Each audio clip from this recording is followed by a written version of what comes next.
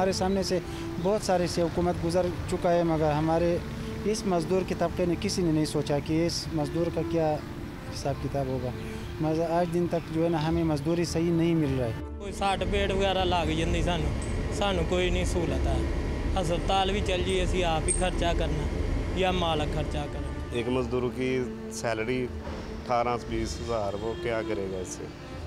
वो अपने बच्चों को पढ़ाएगा या अपने आप को संभालेगा? सुबह से लेकर शाम तक रोटी का और न पानी का दरक है, न कोई कारोबार है। कारोबार जब आएगा तो वो बंदे भी ज्यादा हो गए ना, अब सारे बंदे बैठे हुए हैं, कोई पूछने वाला भी नहीं आता। पता ही नहीं आज मजदूर दे जैसे रोज आते ऐसे आ जाए। जब तक हम लोग कमाएंगे ही नहीं, हम दिन के कमाई हमारी ये 1000-1200 नहीं लेके जाएगी, हमारे घर नहीं चलेंगे। बेरोजगारी इतनी हो गई है कि हमारा बंदा रोटी खाने भी तंग हो गया है।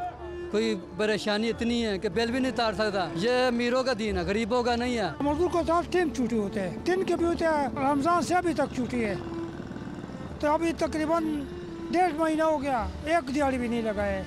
उन मजदूरों को छुट्टी होते हैं जो बड़े बड़े अफसर होते हैं, जो लाखों पे तनख्वाह लेते हैं, वो छुट्टी करते हैं।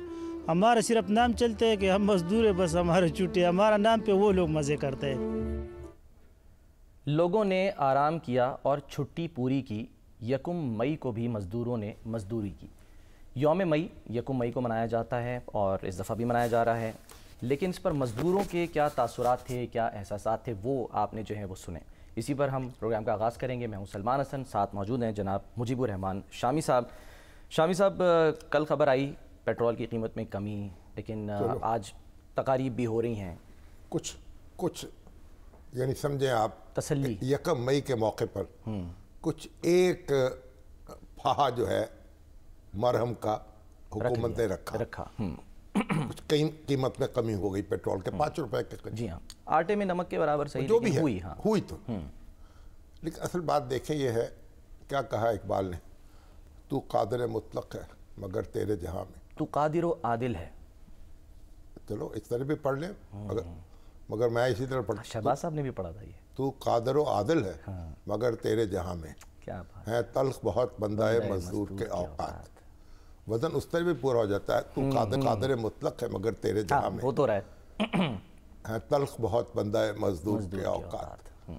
बात यह है, अब पाकिस्तान में एक तारीख की बुलंद तरीन सतह है महंगाई की, और पाकिस्तान बरसों तक, अशरों तक यानी बहुत बेहतर रहा इस पूरे खित्ते में और पूरे जनूबी एशिया में।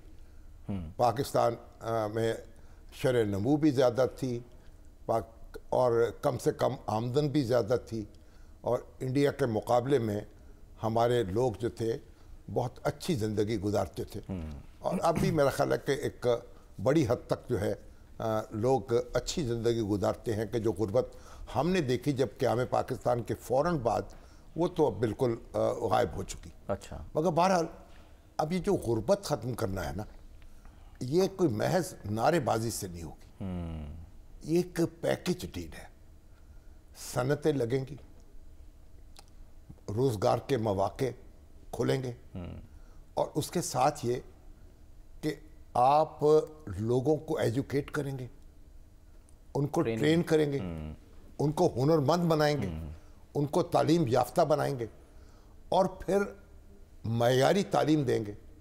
आम आदमी को वो तालीम देंगे जो अमीर शख्स का बेटा जो है उस हासिल करता है।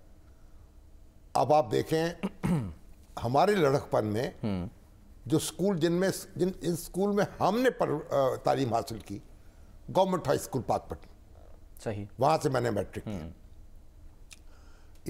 एक ही स्कूल था, एक ही क्लास थी, एक जैसे टाट से, उन पे गरीबों के बच्चे भी बैठते थे, अमीरों के बच्चे भी बैठते थे, अफसरों के भी, जजों के भी, ज़िम्मेदारों के भी, काश्तकारों के भी, मज़ारों के भी, मजदूरों के भी, और सब क्लास फेलो थे, सब में आपस में ताल्लुक़ था, मेल मुलाकात थी, दोस्तियाँ थीं, डिस्क्रिमिनेशन नहीं थी, कोई डिस्क्रिमिनेशन नहीं थी।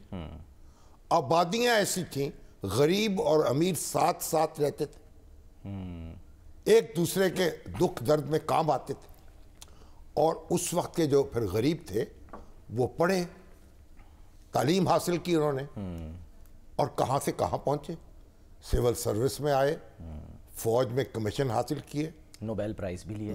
नहीं वो तो मिले, और फिर उसके बाद इंजीनियर बने, डॉक्टर बने। रियासत जो थी अखराजात उठाती थी। आप कोई 2 आने 4 आने की फीस, और आप देखें उसके बाद क्या हुआ। 1980 की दहाई तक आपका स्कूल सिस्टम ठीक काम करता रहा। फिर उसके बाद आपने प्राइवेट अदारे आगे भी, और हुकूमत ने तवज्जो जो है अपनी कम कर दी, उनके बजट कम कर दिए, जो सिफारशी टट्टू भर्ती करनी चाहिए टीचर के तौर, और नतीजा ये निकला है कि अब पाकिस्तान में लाखों बच्चे जो हैं वो प्राइवेट स्कूलों में तालीम हासिल कर रहे हैं। ना सिर्फ प्राइवेट स्कूलों में, बल्कि वो A लेवल O लेवल कर रहे हैं। उनका निसाब जो है वो भी बाहर से मुरत्तब होता है, और बड़ी उनके इम्तिहान भी महंगी फीसें गैर मुल्की अदारे ले जाते हैं। आप मुझे बताइए, उससे पहले क्या था? मैट्रिक अंग्रेजी मीडियम भी था, उर्दू मीडियम भी था, वही टेक्स्ट बुक बोर्ड की किताबें थी, वही अंग्रेजी में भी लोग पढ़ते थे, उर्दू में भी पढ़ते थे। तो जो हम आगे बढ़े हैं, हम पीछे हटे हैं।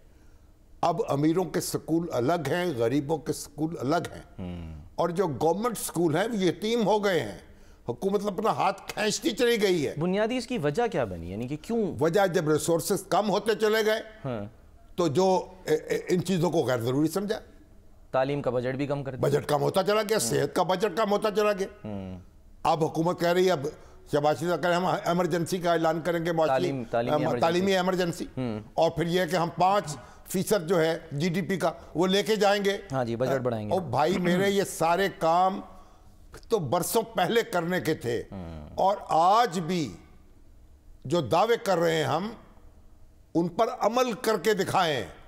2 करोड़ बच्चे स्कूलों से बाहर हैं, बिल्कुल, और लाखों बच्चे झुग्गियों में रह रहे हैं, झुग्गियों में। वो हमारे एक मुबश्शिर हुसैन चांद साहब हैं, वो झुग्गियों में स्कूल कायम कर रहे हैं। मैं वहां गया हूं, रोंगटे खड़े हो जाते हैं। आसमान की छत है, जमीन का फर्श है, लोग जानवरों की तरह लेटे हुए हैं, जिंदगी गुजारते हैं, और वहां वो स्कूल खोल रहे हैं, बच्चों को तालीम दे रहे हैं। तो आप देखें कितने, ये इस्लामी जमहूरिया पाकिस्तान इसलिए बनाया था। अब कम से कम आमदनी तो हमको, कोई ज्यादा से ज्यादा आमदनी की भी हद होनी चाहिए ना।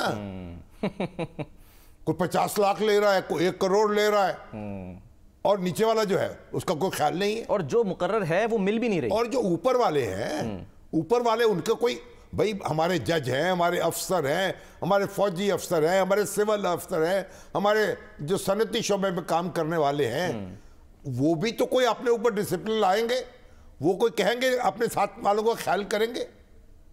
तो बात यह है कि ये सब जो है, जो हम हदीसें सुनाते हैं, कुरान की आयतें पढ़ के सुनाते हैं, किसको? जो खुद खाते हो अपने मुलाजमों को खिलाओ, जो खुद पहनते हो उनको पहनाओ। अच्छा होना चाहिए ना। जो तो आपके बच्चे जहां तालीम हासिल कर रहे हैं, वहां आपके कारकुनों के बच्चे भी तालीम हासिल करें। ये कैसे पॉसिबल है? पॉसिबल है ना, होता था इस मुल्क में। अब भी बहुत से लोग इसका एहतमाम करते हैं, और हम भी देखते हैं हमारे हल्का असर में, हल्का तारुफ में, कोई बच्चा जो है वो गैर तालीम याफ्ता न रहने पाए। हमारे घर में एक कारपेंटर आते हैं, लियाकत साहब। इतनी खुशी हुई सुन के कि वो जब भी हमें कोई काम होता था वो आके जी वो कोई अलमारी ठीक कर दी, सब कुछ। सर जिस दिन उन्होंने बताया ना कि उनकी बेटी डॉक्टर बन गई है, तो दिल बस ऐसा बाग हो गया, खुश हो गया कि ऐसे मजदूरी करके उस शख्स ने डॉक्टर बनाया अपनी बेटी। लोग काम कर रहे हैं, घरों में काम कर रहे हैं, मेट्स हैं, खनसामे हैं, उनके बच्चे पढ़ रहे हैं, ड्राइवर हैं। और कितने बच्चे आज जो फौजी अफसर है बड़े बड़े, जो सिविल अफसर है बड़े बड़े, जो डॉक्टर है बड़े बड़े, जो इंजीनियर है बड़े बड़े, पूछे सही दादा काम काज करते थे आपके? मजदूरी करते थे, मेहनत कष्ट है। हमारे प्राइम मिनिस्टर कह रहे हैं सर आज कि मैं एक मजदूर का बेटा हूं। मजदूर के मियां मोहम्मद शरीफ कह रहे हैं जी मैं मजदूर का, ये कितने फख्र की बात है। मजदूर के बेटे मियां मोहम्मद शरीफ जो है, मुझे उन्होंने खुद बताया, अल्लाह ताला उनको गरीक रहमत करे, मियां और अपनी मेहनत के बल पे जो इत्तेफाक ब्रदर्स यहाँ मोहब्बत की निशानी थी, सारे भाई जो थे वो इकट्ठे होकर उन्होंने ये फाउंड्री कायम की। वो कहते हैं मैं अपनी बहन से मिलने के लिए अमृतसर की बात कर रहे हैं। अच्छा गया। अच्छा अब उनसे बहन से मिल के आया, उनका जी खाना खा के जाना। अच्छा तो उस जमाने में हमारे जो बुजुर्ग थे ना, बहनों के बेटियों के हाथ से उनसे खाना नहीं खाते थे, अवॉइड करते थे। उन्होंने कहा नहीं मुझे जरूरत नहीं, बस मैं घर जाके खा लूंगा। सही। कहते रास्ते में गर्मी बहुत थी, दोपहर हुई तो मैंने कहा तो आराम कर लूं। अच्छा। तो नया कुर्ता पहना हुआ था, बुस्की का बनवाया था। अच्छा। है जाने के लिए बहन के घर। सही। तो एक दरख्त के नीचे एक बाग में लेट गए। अच्छा। और कुर्ता खराब ना हो जाए उसको उतार के तय किया। अच्छा। और अपने पास रख लिया। ऐसे करते थे लोग। सही। हम भी कुर्ता को तय करके वो आबादों का सराहने के नीचे रख देते थे। अच्छा। ताकि उसकी इस्त्री होती। अच्छा। आप कहते जब वो कुर्ता तो रख दिया, जब थोड़ी देर बाद आंख खुली तो कुर्ता गायब। अरे वो कोई चोर ले उड़ा, जिन पे तकिया था वही वही कुर्ता हवा देने लगे। वो कुर्ता जो है कहते नंगे बदन, सिर्फ तहमत बांधी हुई और चलते हुए कोसों घर पहुंचे। इस मुशक्कत से और बड़े बड़े जो लोग थे, आज सनतकार हैं, आज बड़े बड़े ओहदों पे फायज हैं। एग्जैक्टली। उन्होंने, पाकिस्तान ने उनको मौके फराम किए, पाकिस्तान ने उनको तालीम दी, सहूलतें दी। आज भी सरकारी जो मेडिकल कॉलेज है उसमें चंद हजार रुपए में आप फीस अदा करके डॉक्टर बनते हैं सालाना। जब हम हमारी कारवान इल्म फाउंडेशन तंजीम है, हम जो मेहनती बच्चे हैं, कम वसीला बच्चे उनको वज़ाइफ देते हैं। सही। लोगों से जब अपील करते हैं ओवरसीज पाकिस्तानी से, भाई आप $1000 जो है वो दे दीजिए, $1500 अतिया कीजिए, एक डॉक्टर की फीस साल की, उनको यकीन नहीं आता। तो अब ये हुकूमत का काम है। आबादी तो बढ़ा ली है, 25 करोड़ कर ली है, शरह नमू कम है और आगे बढ़ने की शरह ज्यादा है। स्कूल बनाओ, कॉलेज बनाओ, मयारी तालीम दो। अब जो प्राइवेट अदारे काम कर रहे हैं उन्हें करने दो, उनका मुकाबला करो। वहां देखिए दिल्ली में क्या हुआ। दिल्ली में केजरीवाल की हुकूमत थी, प्राइवेट स्कूल जो थे उनसे बच्चे उठा के लोगों ने सरकारी स्कूलों में डाल दिए। अब वसाइल दें। पंजाबी का मुहावरा है, मैं थूक से वड़ियां नहीं तली जाती, थूक से पकौड़े नहीं चले जाते। ये सारी चीजें काटें, अखराजात कम करें। अब यही कह रहे हैं और लगाएं तालीम पर, आज शहबाज शरीफ लगाएं सेहत पर। हाँ, यही फरमा रहे थे, मतलब यही कह रहे थे कि जी हमारे और 1 मई का यही पैगाम है। रसूलुल्लाह सल्लल्लाहु अलैहि वसल्लम फरमाया, हम लोग मामलात के बारे में गौर नहीं करते। फरमाया अगर जब आपका मुलाजिम आपके लिए कोई खाने की चीज लेकर आए तो पहला काम तो आप ये करें कि उसको खाने पर साथ बिठा लें। अगर ऐसा नहीं कर सकते तो उससे कहें चंद नवाले ले लो। अच्छा। और अगर वो ये भी ना कहे कि नहीं, ये नहीं शर्मा हुजूरी में, शर्मा हुजूरी कोई नहीं होती। नहीं, वो क्या मना कर दे। कैसे? हाँ। आप उसको कहें ले लो, चंद नवाले ले लो। नहीं लेता तो आप उसके लिए दूसरे बर्तन में डाल के रख दें। हाँ। ये मैं KPK में जाता हूं ना। अच्छा। मैं पहली दफा 1970 में वहां गया। जमात इस्लामी के अमीर थे सरदार अली खान, बड़े सूबाई अमीर, बड़े यानी जिम्मेदार थे। उनके यहाँ खाने में बैठे, दस्तरखान बिछ गए, तमाम ड्राइवर मुलाजिम सब साथ बैठ गए। अच्छा। और वहाँ ये KPK में जब खाना खाने का वक्त होता है सारे इकट्ठे हो जाते, सारे एक साथ बैठते। बिल्कुल। ये सिंध में और पंजाब में क्या सूरत हाल है, और ये जो सराइकी वसेब है यहाँ क्या सूरत हाल है। यहाँ लोगों ने गुलाम बना लिया है। तो इसलिए हर कीमत पर रियासत को इनके साथ खड़ा होना है गरीबों। ये नहीं है कि आप पैसे बांट दें इनमें, ये नहीं कि खैरात बांट दें, इनको तालीम दें, मयारी तालीम फराम करें, स्किल्ड वर्कर बनाएं, स्किल दें इनको और लग जाएं, वसाइल दें इनको, और प्राइमरी स्कूलों की तरफ तवज्जो दें, हाई स्कूलों की तरफ तवज्जो दें। हमारे डॉक्टर आज भी, हमारे जो मेडिकल के इंजीनियरिंग के अदारे हैं, यहाँ जो हम डॉक्टर पैदा कर रहे हैं, जो इंजीनियर पैदा कर रहे हैं, बैनुल-अक़वामी मयार के हैं। बिल्कुल। सब कुछ खराबी के बावजूद आज भी हमारी तालीम जो है, आज भी हमारी पब्लिक सेक्टर यूनिवर्सिटीज जो हैं, वो बंदे वो प्रोड्यूस कर रही हैं तालीम याफ्ता नौजवान। ऐसा ही है। IT के में, इंजीनियरिंग में, मेडिकल में। तो आप थोड़े वसाइल दे दें इनको, इनकी तरफ तवज्जो कर दें। आप ना उनकी तरफ तवज्जो करते हैं, ना उनको वसाइल देते हैं, क्या करें और ना? नारे लगाते हैं। हाँ। नारे लगाने से कोई कौम तब्दील नहीं होती।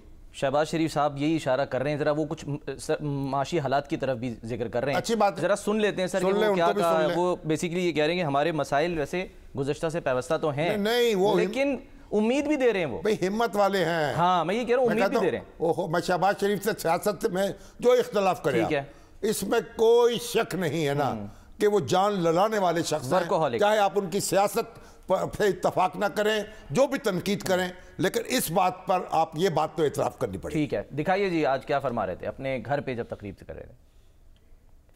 देखें, को हमारे दोस्त, अल्लाह का बड़ा शुक्र है, हमारे दोस्त हमारे साथ खड़े हैं। सऊदी अरब है, चीन है, अमेरिका है, मुत्तहिदा अरब अमारात है, तुर्की है, कतर है, ईरान है, सब हमारे साथ खड़े हैं।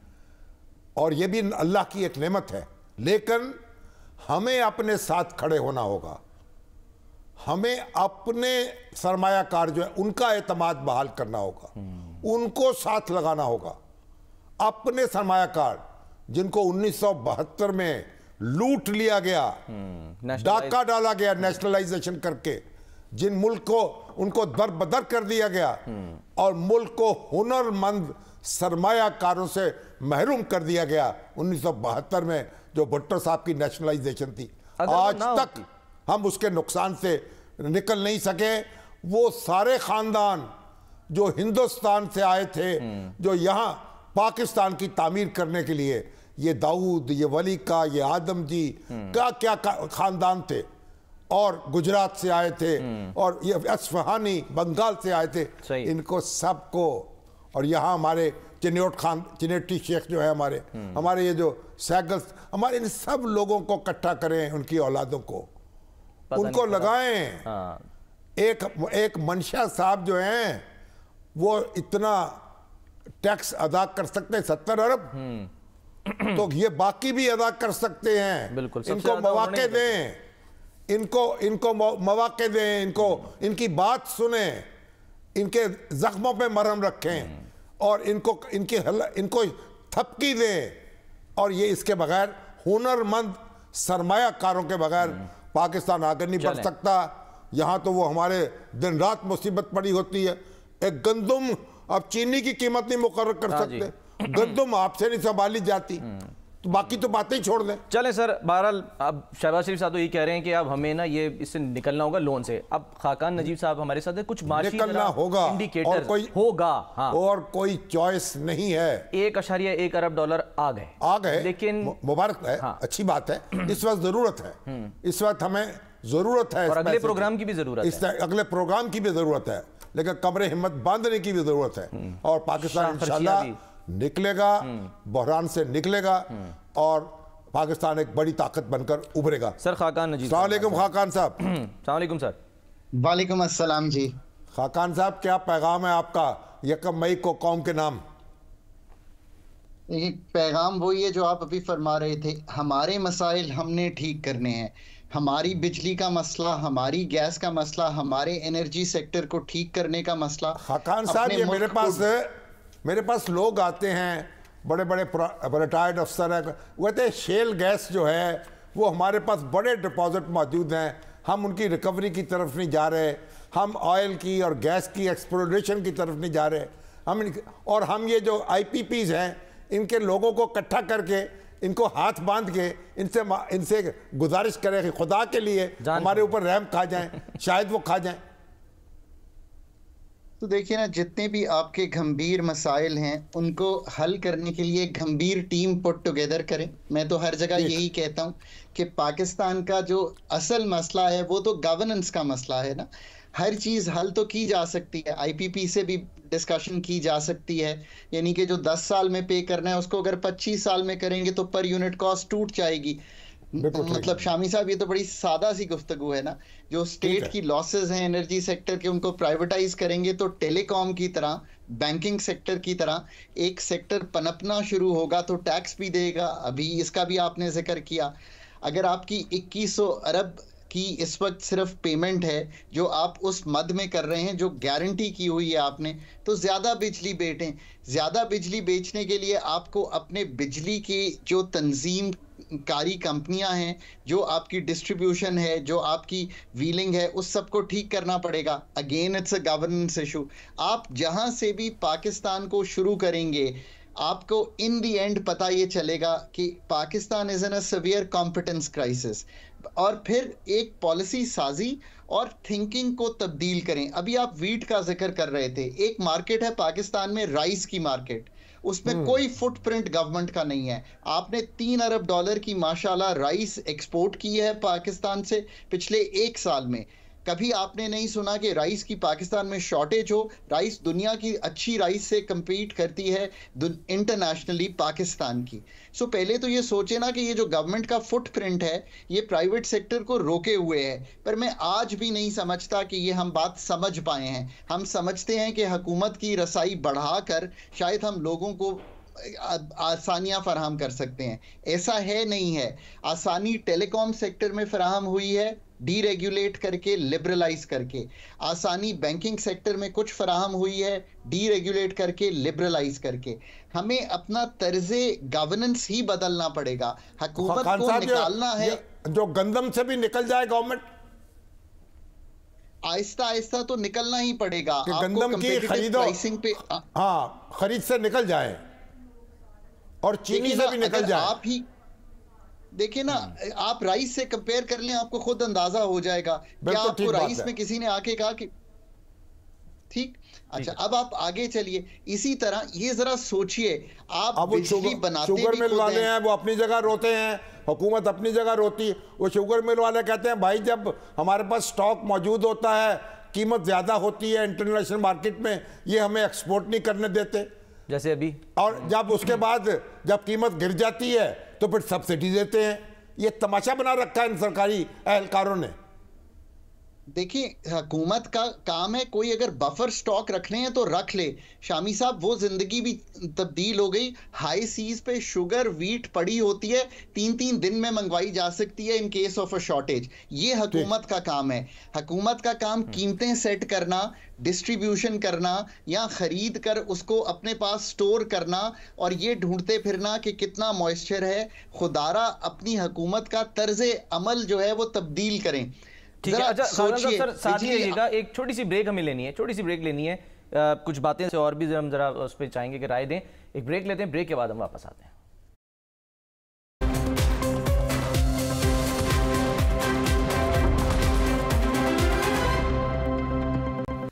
वेलकम बैक जी।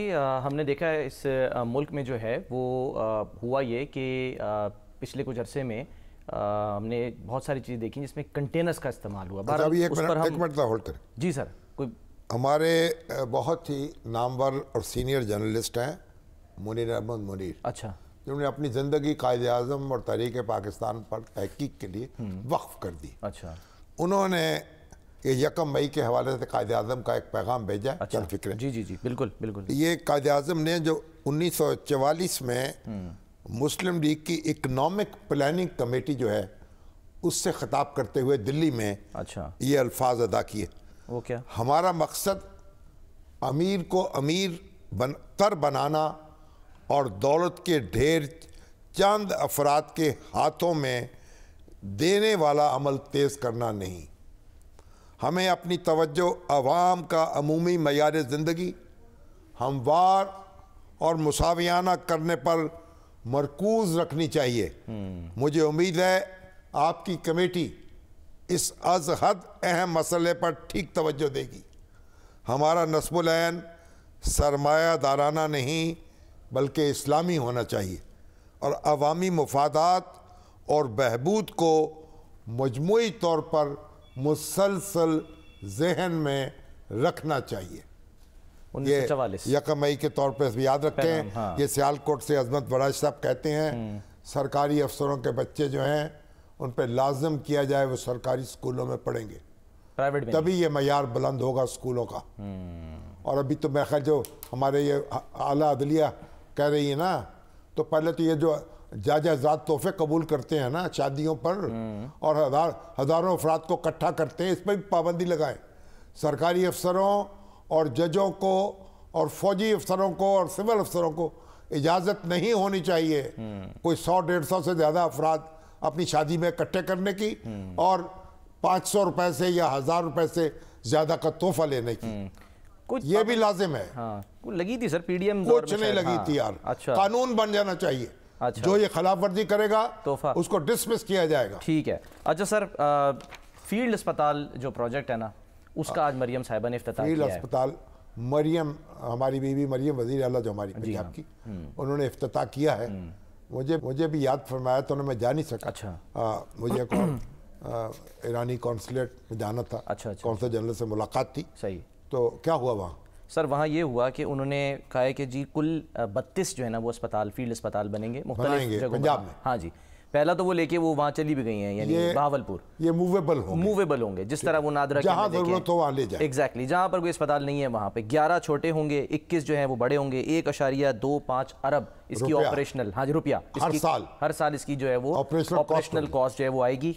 लेकिन इसमें जाहिर सी बात है कि जो फैसिलिटीज़ हैं इसमें OPD, हिफाजती टीकाजात, बच्चा की सहूलत, ये सारी लैब्स भी हैं, यानी कि उसमें टेस्टिंग भी हो सकती है। बड़े जो हॉस्पिटल होंगे, बड़े कंटेनर्स, उसमें बेसिकली एक्सरे भी होगी, अल्ट्रासाउंड भी होगा, ECG और फार्मेसी, जिसमें 131 से ज़ायद जो दवाएं हैं ना वो भी उसके अंदर फौरी तौर पर अवेलेबल होंगी। लेकिन जो बेसिक हेल्थ यूनिट्स हैं, जो डिस्ट्रिक्ट हेल्थ हॉस्पिटल्स हैं, तहसील हॉस्पिटल्स हैं, उन सब को दुरुस्त करें, सबका मयार ऊंचा करें। और जो यहाँ जो बड़े शहर हैं, लाहौर जैसे, फैसलाबाद जैसे, वहाँ मज़ीद अस्पताल बनाएं। ज़रूरत है अस्पतालों की, मज़ीद अस्पतालों की। और सबसे बढ़कर तो ये कि जो हिफ्ज़ाने सेहत की कोई पेशबंदी भी तो करे ना, वो लोगों को हिफ्ज़ाने सेहत के असूल भी बताएं। पेशबंदी भी करें, आबादी भी कम करें, आबादी कम करने की तरफ तवज्जो दें। ये मनसूबाबंदी जो है कंट्रोल, इसको हंगामी बुनियादों पे शुरू करें। ये सारे काम करने के हैं। जो अच्छे काम होंगे बड़ी अच्छी बात। 15 लाख कह रहे हैं कि सर वो उसमें जो है ना सालाना मरीज, तो वो कम करें ना। हाँ, अच्छी बात है। चलिए जो भी काम, मगर बुनियादी बात यह है कि जो तहसीलों के और ज़िलों के जो अस्पताल हैं उनका मायार ऊंचा किया जाए। और यहाँ भी मुसलसल निगरानी की जरूरत है। सर अल्लाह करे ये चलते रहे, क्योंकि जो है वो हेल्थ कार्ड बंद हुए थे, आपको याद होगा, उसमें लोगों ने शिकायत की, आज वो कह रही थी जी करप्शन उसमें बहुत ज्यादा थी, अब हो गया। अब फैसिलिटीज दें लोगों को, यहाँ मॉनिटरिंग करें। दावे करने का मामला नहीं है, कुछ करके दिखाने का मामला है। भाई बात यह है, 40 सेकंड है सर ब्रेक में। अच्छा चलिए फिर, अब तो कुछ नहीं हो सकता, अब तो सब्र की तलकीन है। चलें सर, मैं और बस ये है कि लोग इसलिए देख रहे हैं हुकूमत की तरफ, दावे नहीं, काम काम काम, जैसे कायदे आज़म ने कहा था, जो फरमाया काम। एक ब्रेक लेते हैं, ब्रेक के बाद वापस आते हैं।